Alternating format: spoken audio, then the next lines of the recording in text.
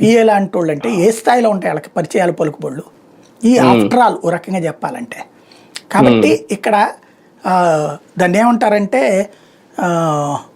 భారీ సినిమా చూపించి 70mm stereophonic కథలు చూపించి చివరికి మన దూరదర్శన్లో పాచిపోయినటువంటి అడ్వర్టైజ్మెంట్ వేసినట్టు ఉందన్నమాట. అది ఏదో ఉందని చెప్పి చివరికి ఏది లేదని తేల్చడం. అది కానీ ఒక బలమైన ఆధారాలతో ఏదో రకంగా జగన్ అరెస్ట్ చేసే ప్రయత్నం అని ఈ కేసులో జరుగుద్దా?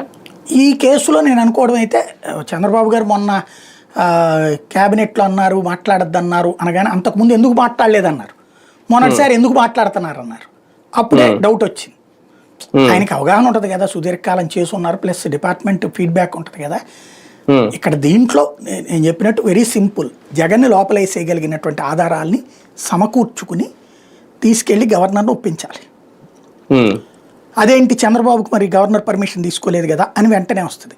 స్కిల్ డెవలప్మెంట్ కేసు జరిగిన కుంభకోణం టైము ఆ చట్టం రాకముందుది. గవర్నర్ పర్మిషన్ తీసుకోవాలి అన్నటువంటి అంటే అధీకృత అథారిటీ అని ఉందన్నమాట అక్కడ. ఆ అథారిటీ అనుమతి తీసుకోవాలన్న చట్టం రాకముందు జరిగిన కుంభకోణం అది. ఆ రోజు సుప్రీంకోర్టులో కూడా వాదించింది అదే కదా రాష్ట్ర ప్రభుత్వం. ఆ తర్వాత జగన్ సీఎం అయింది, కానీ చంద్రబాబు గారు ఆ తర్వాత కేసుల్లో అయితే బాబు గారిని కూడా ఏం చేయలేకపోయారు.